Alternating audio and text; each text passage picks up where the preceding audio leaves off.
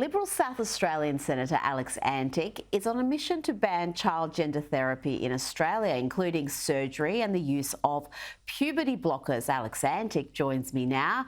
Alex, your private members' bill is outraging the usual suspects, but let's look at some local data. Freedom of Information requests showed the number of minors taking puberty blockers increased from just 5 in 2014 to 624 in 2019, and in 2021 the same request showed more than 2,000 young people were attending gender clinics. Tell me about this bill and what you hope to achieve. Yeah, well, thanks, Rita. That's actually 5 times the number and then 10 times the number, respectively, in those cases. So this has exploded, and it's a bit of a spread across the country, and the stats in each state don't necessarily reflect the population either. In many respects, I'd say they reflect some of the ideology in various states. So it's a perplexing puzzle. It's a complicated one. This gender therapy, if you like it, they call it, is really very controversial, very novel medicine. There's no consensus on this at all. We live in a country where if you're under 18, you can't drink, you can't vote. In many cases, you can't get a tattoo in many states, as it should be. And yet kids as young as 3 and 4 are being spoken to about this sort of radical gender theory type concepts, and then in some instances going off to these gender clinics and being prescribed drugs and even surgery on some cases.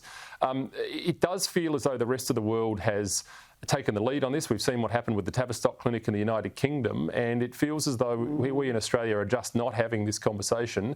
I think this needs to be shut down ASAP, and that's what this bill would do. Now, South Australia's legislated voice will have more than 100 participants who are going to be earning $206 sitting fee per committee meeting, and there will be no cap on the amount of committees. They'll also receive travel, accommodation and food allowance and more. Alex, last I checked, 65% of South Australians voted against the voice, and yet their state government is inflicting a state-based voice on them. Yeah, well, they actually jumped the gun, of course. This happened several months ago. This bill was passed in the pomp and ceremony in front of about 6 people out the front on North Terrace here. There was no enthusiasm for it at all. That was true months ago, and that is true today. We saw that 64% of South Australians voted against the concept of a voice in Parliament. They did so because they weren't told any of the details. They'd seen what happened in Western Australia, and frankly, they knew that this was a Trojan horse. As I've been saying for years on end, nothing but a Trojan horse for big government, creating in a pumped-up bureaucracy where we continue to show the waste and the willfulness and the waste that we've seen over generations with other such bodies. It is ridiculous. Just today I've written to the Premier to point out exactly what we've just said, that South Australians voted overwhelmingly for no to the voice referendum, and he should pull back on this. He should withdraw and repeal this legislation and put this one to bed. Put it to Davy Jones' locker, as I've said many times before. Senator Jacinta Nampijinpa-Price is furious and heartbroken after efforts to have an inquiry into child sex abuse in Indigenous communities was defeated. I'm not going to give up.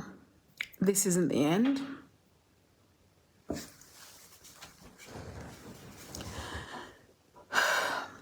And I know it's difficult for these survivors,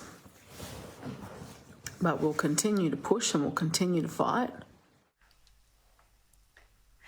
Meanwhile, we've got Green Senator saying that this child sex abuse inquiry into Indigenous communities would be demonising First Nations people, as she calls them, adding our people are hurting right now following the voice referendum. I just find this astonishing, Alex, that anybody could stand in the way of an inquiry into this vital area. This is something that every Australian should be concerned about.